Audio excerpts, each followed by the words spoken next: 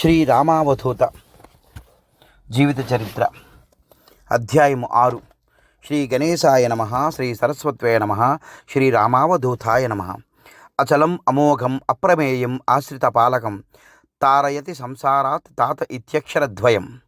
పూజ్య శ్రీ శివనేశన స్వామీజీ ఆజ్ఞానుసారం వారి అడుగుజాడలలో నడుస్తూ స్వామీజీ ఆశయాలకు అనుగుణంగా స్వామీజీ వాక్కును యథాతథంగా అమలుపరిచి అద్భుత సాయి మందిర నిర్మాణమునకు నడుం బిగించిన షిరిడీ సాయి కల్చరల్ మిషన్ వారు ఏ విధంగా భక్తకోటికి ఆ భాగ్యం అందించినారో ఇప్పుడు వివరంగా తెలుసుకుందాం. Shirdi Sai cultural mission, Gudur. P. Radhakrishna Reddy గారు చిన్నతనం నుండి సాయి భక్తులు ఏదైనా రాయడం ప్రారంభించే ముందు బాబా పేరు రాసిన తర్వాతనే విషయం రాయడం వారికి చిన్నతనం నుండే అలవాటు. వృత్తిరీత్యా డాక్టర్ అయినప్పటికీ ప్రవృత్తి రీత్యా బాబా భక్తులు అవడం చేత తనకు ఎటువంటి క్లిష్ట పరిస్థితి ఎదురైనప్పటికీ బాబాపై ఆధారపడి ఆ కష్టమును గట్టెక్కించడం వీరికి అభ్యాసం అయిపోయినది. వృత్తి పట్ల అంకిత భావం కల వీరు బాబాకు ఏ విధంగా శరణాగతులైనారో ఇప్పుడు తెలుసుకుందాం. ఒకరోజు ఒక అబ్బాయికి యాక్సిడెంట్ అయ్యి వీరి హాస్పిటల్కి వస్తే ఆ అబ్బాయికి మోకాలు వరకు కాలు తీసివేయాల్సిన పరిస్థితి ఏర్పడింది. అయితే అటువంటి ఎన్నో ఆపరేషన్లను ఇంతకు ముందే అవలీలగా నిర్వహించిన వీరికి ఆ ఆపరేషన్ చేయడం ఒక సమస్య కాదు. కాబట్టి ఆ అబ్బాయి తల్లిదండ్రులకు విషయం చెప్పి వారికి ధైర్యాన్ని ఇచ్చి ఆపరేషన్ ప్రారంభించి కాలు తొలగించారు. అయితే ఆ సమయంలో ఊహించిన విధముగా ఒక రక్తనాళము మోకాలు పైభాగంలోని శరీరంలోనికి వెళ్ళిపోయినది. ఆ రక్తనాళాన్ని కనుక్కోవడం కష్టం. సగం తెగిన ఆ రక్తనాళం నుండి ధారాపాతంగా రక్తస్రావం కాసాగింది. ఏ విధముగా ప్రయత్నించినప్పటికీ ఆ రక్తనాళము దొరకకపోవడము, ఇక్కడ అంతకంతకు రక్తము కారిపోవడము జరిగిపోతోంది. ఆ పరిస్థితిని ఏ విధంగా ఎదుర్కొనాలో తెలియని అయోమయ పరిస్థితిని డాక్టర్ గారు ఎదుర్కోవలసి వచ్చింది.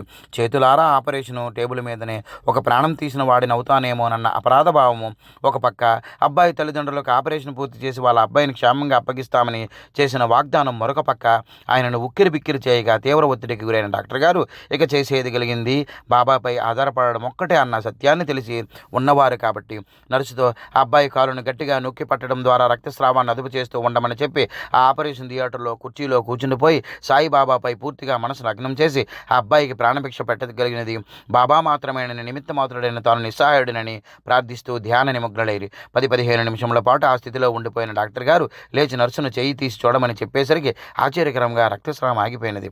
ఆ తర్వాత ఎటువంటి ఇబ్బంది లేక మిగిలిన వైద్యం పూర్తిగా అయించరి. ఎక్కడైనా ఎవరికైనా ప్రాణహాని కలిగితే ఆ వ్యక్తికి కానీ అతని సంబంధికులకు కానీ భగవంతుని ప్రార్థించిన రివాజు, కానీ రోగి కోసం వైద్యుడు ప్రార్థించగా ఆ వైద్యుని ప్రార్థన మన్నించిన సాయి రోగికి ప్రాణదానం చేసిన సంఘటన భక్తులపై బాబాకు గల ప్రేమను తెలియజేస్తోంది. ఆ విధముగా స్వయంగా డాక్టర్ గారైనప్పటికీ సాయికి శరణాగతులై వైద్య చరిత్రలోనే ఒక అద్భుతాన్ని సృష్టించిన భక్తునిగా ఘనతకెక్కిరి. ఆ విధంగా బాబాకు అంకిత భక్తులైన వీరిని బాబా సేవకు జీవితాన్ని అంకితం చేసేలా సాయి ఏ విధంగా పరిస్థితులను అమర్చారో ఇప్పుడు చూద్దాం. శ్రీ భరద్వాజ మాస్టర్ గారు వీరిని ఒక బాబా మందిరం నిర్మించమని ప్రోత్సహించిరి. అయితే మందిరం నిర్మించగానే సరిపోదని దాని నిర్వహణ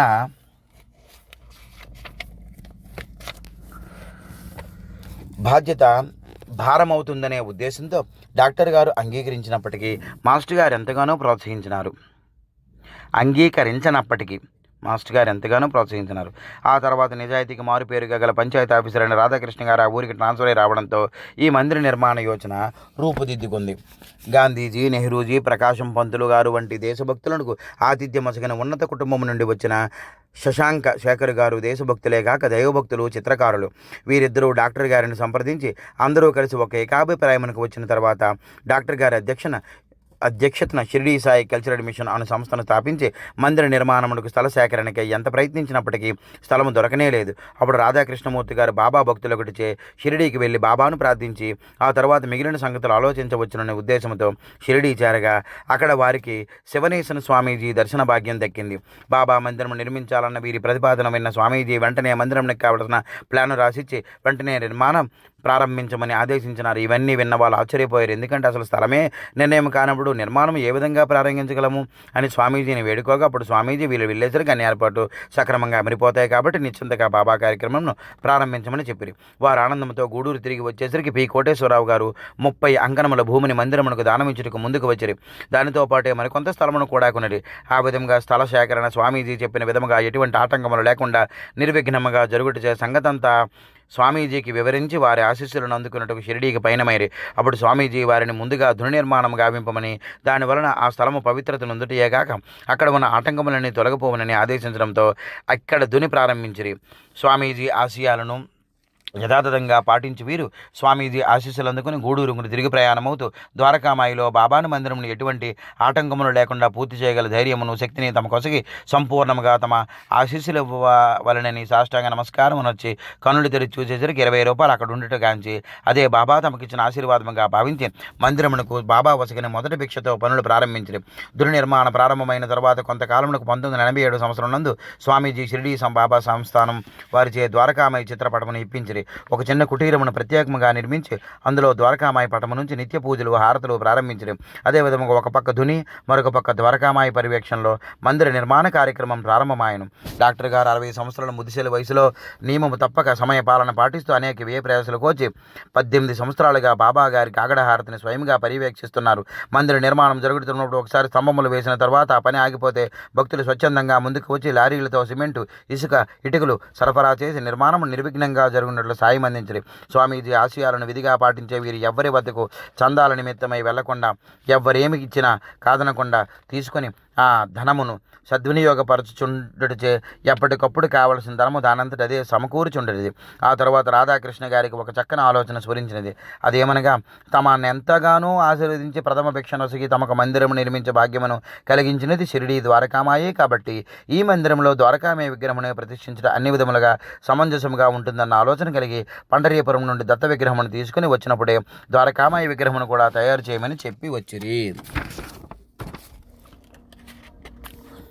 అయితే ఈ విగ్రహమును చెక్కుచున్నప్పుడు బాబా చిన్న చమత్కారము చూపించరి. సాధారణంగా విగ్రహమును చెక్కి తయారు చేసిన పిదప ప్రాణప్రతిష్ఠ జరిపించడం ద్వారా ఆ శిలకు జీవం వచ్చి అందులో ఆయా దేవతల ఆవాహన చేయబడతారు. అయితే ఈ ద్వారకామయ విగ్రహం మాత్రము అందుకు భిన్నంగా శిలగా ఉన్నప్పుడు అందులో సాయి కొలవై ఉన్న సంగతి ఇప్పుడు తెలుసుకుందాం. ఈ మందిర నిర్మాణంలో పెద్దగా సంబంధము లేని ఆ ఊరిలో ఉండే బాలయ్య అనే వ్యక్తికి సాయిబాబా కలలో కనిపించి నన్ను ఎండలో నిలబెట్టారు, చెమటలు పడుతున్నాయని చెప్పారు. అతడు ఆ కళను నిర్వాహకులకు తెలియపరచగా వారు నిజమేమిటో తెలుసుకున్నట్టుకు పండరీపురము చేరుకోగా నిజముగానే విగ్రహమును శిల్పశాలలో కాక చంద్రభాగా నదీ తీరంలో ఇసుకలో ఉంచి చెక్కుచుండరి. అప్పుడు వారికి ఆ కళ నిజమని తెలియటయే కాక వారికి సంకల్పం కలుగుటలో తోడనే ఆ రాతిలో బాబా ఉన్నాడన్న సంగతి రుజువై వెంటనే బాబాను శిల్పశాలకు తరలించి మరలి వచ్చారు. మనం ఎంత మనస్ఫూర్తిగా భగవంతుని కార్యక్రమం చేస్తుంటే అదే విధముగా భగవంతుడు మన నుండి సమాధానం ఉంటుందన్న సత్యానికి ఈ సంఘటన చక్కని ఉదాహరణ. ఆ విధముగా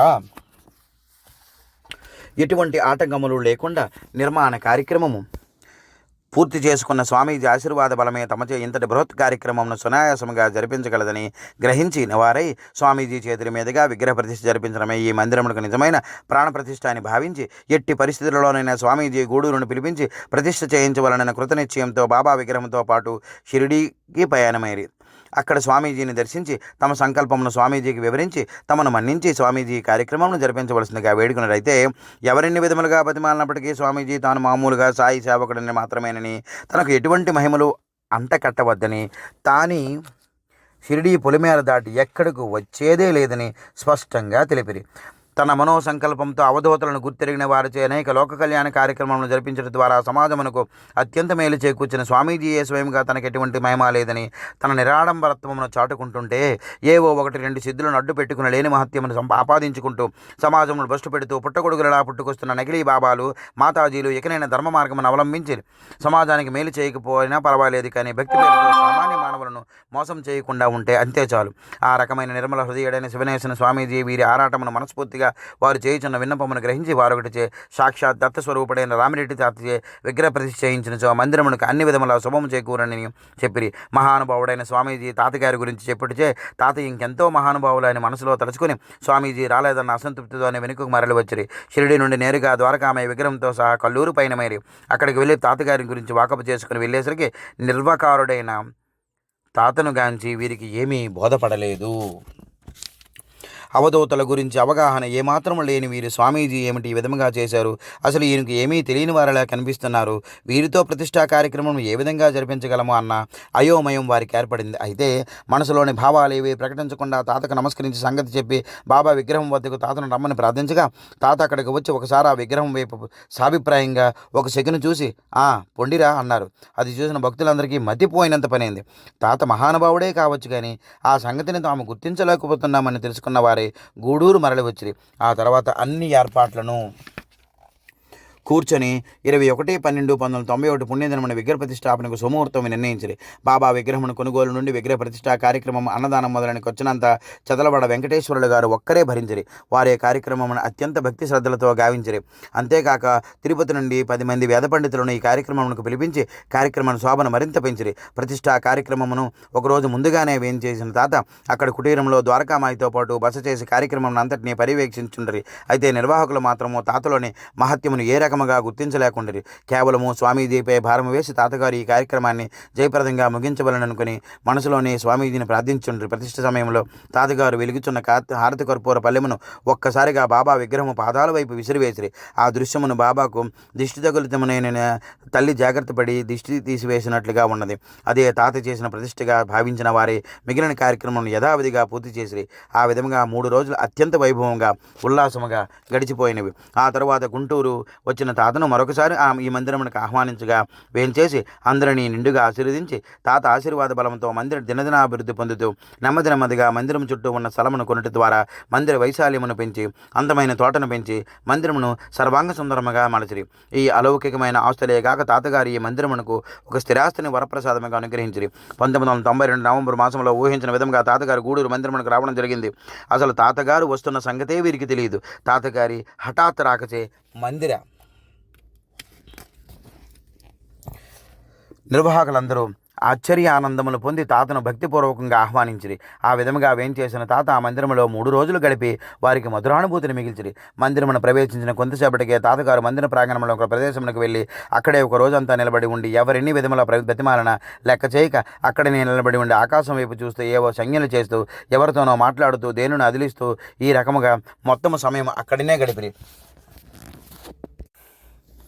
ప్రత్యేకముగా ఒకే స్థలమునందు నిలబడిన తాత అక్కడ మట్టిని కానీ ముళ్ళను కానీ లెక్క చేయకుండా కదం తొక్కుతున్నట్లు మట్టిని పిసుకుతున్నట్టు ఆ స్థలానికి ఓ శక్తిని ప్రసాదిస్తున్నట్లుగా నిరంతరంగా 12-13 గంటల పాటు నర్తిస్తూనే ఉన్నారు. ఇది చూసిన మందిర నిర్వాహకుల మనసులో కృతజ్ఞతాభావంతో నిండిపోయే తాతలోని మహత్యాన్ని గుర్తించకపోయినా తాతగారే స్వయంగా వచ్చి తమ మందిరమును అపార శక్తిని ప్రసాదించుట తాత దైవత్వమును తెలియజేయుచున్నదని గ్రహించిరి. ఆ విధముగా స్వామీజీ ఆశయములను యథావిధిగా పాటించుచు ఈ మందిరమునకు తాత తన శక్తిని స్థాపించి ఆ మందిర భక్తుల బాధలను కర్మలను ధ్వంసం చేయటే గాక ఎవరు ఈ మందిరంలో ప్రవేశించిన తాత నిలబడిన ఆ ప్రదేశంలో ధ్యానం చేసుకుంటే వారికి ఆధ్యాత్మిక ప్రగతికి మార్గము సుగమము అయ్యి వారు ఆ బాటలో పురోగతిని సాధించడానికి కావలసిన యోగశక్తిని అక్కడ ప్రతిష్ఠించిరి. ఈ విధముగా ఎక్కడ లేని విధముగా తాత ఈ మందిరమునకు 2 సార్లు ప్రతిష్ఠ గావించినట్లయింది. ఈ విధముగా 3 రోజుల పాటు భక్తులకు దర్శన ఆశీస్సులు అందించిన తాత తిరిగి కల్లూరు వెడలినారు. ఈ సంఘటన జరిగిన 2 నెలలు గడవక ముందే తాత సమాధి చెందడం మందిర నిర్వాహకులను వేదన గురి చేసింది. అంతేగాక అందరూ అనుకున్నట్లుగానే తాత ఆ మందిరంలో ఆ ప్రత్యేక ప్రదేశంలో తన శక్తిని నిక్షేపం చేసినారన్న సంగతి 2 నెలలకే తాత సమాధి చెందడం ద్వారా నిజమని నిరూపణ అయి ఆ స్థానము యొక్క పవిత్రతను సదా కాపాడుటకు ఆ ప్రదేశమును ఇంకెవరూ తొక్కకుండా ఉండుటకు వారు ఆ ప్రదేశంలో నందాదీపమును నిర్మించి అఖండ జ్యోతిని వెలిగించడం ద్వారా ఆ ప్రదేశం యొక్క ప్రాముఖ్యతను కలకాలం నిలుపుగలిగిరి. అంతేకాక అక్కడే సాయినామ స్తూపము కూడా స్థాపించి ఆ ప్రదేశం యొక్క మహిమను మరింత పెంపొందించిరి. ఈ మందిరమును దర్శించిన వారెవరైనా ఒక సెకను ఈ ప్రదేశంలో నిలిచి ధ్యాన మగ్నులొకటిచే ఆ శక్తి తరంగాలు తమలో ప్రసరించుచున్న అనుభవమును తప్పనిసరిగా పొందెదరు. ఆధ్యాత్మిక ప్రగతికి మార్గము చూపే తరగని సంపద తాత ఈ మందిరమునికి ప్రసాదించరి. తాత తమపై కురిపించిన అపార కృపకు మందిర నిర్వాహకులు మైమరచిపోయి తాతగారి ప్రతి ఆరాధనోత్సవమును అత్యంత వైభవంగా భక్తి శ్రద్ధలతో నిర్వహించడం ద్వారా తాతగారిపై వారికి గల భక్తి శ్రద్ధలను కృతజ్ఞతాపూర్వకంగా తెలియజేయుచున్నారు. తాత తమ సమాధి తర్వాత కూడా ఈ మందిరంపై ఇదే విధంగా ప్రేమాభిమానములు చూపించున్నారంటను ఆ మందిర దినదినాభివృద్ధికి నొందుతూ భక్తులకు అన్ని విధముల రక్షణ కల్పించుచున్నట్టే కాక మరొక చిన్న ఉదాహరణ ఇక్కడ గమనించదు. తాతగారి జీవిత చరిత్ర పుస్తకము వ్రాయుటకు భక్తుల అనుభవం నుండి సేకరించిన నిమిత్తము అన్ని ఊళ్ళు తిరుగుతూ గూడూరు మందిరంకు చేరుకోగా అక్కడున్న వారు ఈ మందిర అధ్యక్షులు డాక్టర్ రెడ్డి గారిని వారు ఆ రోజున వారి ఆసుపత్రిలో సాయిబాబా విగ్రహ ప్రతిష్టాపన కార్యక్రమంలో ఉండిరని తెలుసుకుని అక్కడికి వెళ్లి చూడగా సరిగా అప్పుడే విగ్రహమును ప్రతిష్ఠించుచుండ్రి. విశేషాకరణకు వచ్చిన వారితో పాటు తాతగారు అన్నకుమారుడైన ప్రతాపరెడ్డి కూడా అక్కడే ఉండడము అదే సమయమునకు విగ్రహ ప్రతిష్ఠ జరగడము గమనిస్తే ఆనాడు సాయి మందిరంలో ప్రతిష్ఠ గావించిన తాత ఈనాడు వారికి తెలియకుండానే గుప్త రూపంలో నుండి అవధూతల రక్త సంబంధములతో నిమిత్తము ఉండనప్పటికీ తన పని మీద వచ్చిన తన భక్తులు తన అన్నగారి కుమారుని సరిగ్గా అదే సమయంలోకి అక్కడికి పంపించడం ద్వారా డాక్టరు గారిపై తనకు గల ప్రత్యేక అభిమానమును, వారి నిజాయితీకి, నిరాడంబరతమునకు భగవంతుని ఆశీస్సులు సదా లభించగలమని తెలియజేసిరి. ఆ విధముగా తాత తన దృష్టితో ఆ మందిరమునకు, నిర్వాహకులకు, భక్తులకు అన్ని విధములుగా కాపాడుతూ వారి ఉన్నతికి మార్గమును సుగమం చేయుచున్నారు. సాయి మందిరమునకు అవధూతలచే ప్రతిష్టాపన కార్యక్రమాలు నిర్వహించడం వలన ఈ విధమైన ప్రత్యేక లాభములను ఎన్నింటినో భక్తుల కలకాలం పొందగలరు. ఈ మందిరమునే గాక తాతగారు అనేక మందిర ప్రతిష్టాపనను గావించడం ద్వారా ఆయా మందిరముల యందు తన శక్తిని సుప్రతిష్ఠ గావించటచే ఆ మందిరములు దేదీప్యమానముగా వెలుగొందుతూ భక్తుల బాధలను, కర్మలను రూపుమాపుడియే గాక భక్తులకు ఇహపర సౌఖ్యాలను ప్రసాదించి వారిని ఆధ్యాత్మికంగా ఉన్నతులుగా తీర్చిదిద్దే సమాజంలో ధర్మం రక్షించబడుతున్నది. గురు భక్తులపై కలి ప్రభావం ఉండదని బ్రహ్మదేవుని ఆదేశానుసారం గురు భక్తులు ఆ కలి ప్రభావం నుండి తప్పించుకొనగలరు. అందుకనే తాతగారు సద్గురు సాయినాథుని మందిర ప్రతిష్టాపన వలన భక్తులకు ఉద్ధరించటి కొరకే ఈ ధర్మ సంస్థాపన కార్యక్రమంలో విశేషముగా పాల్గొని లోకహితమును గావించిరి. త్వమేవ సర్వం మమ దేవదేవ. 6వ అధ్యాయం సంపూర్ణం. జై సాయి మాస్టర్.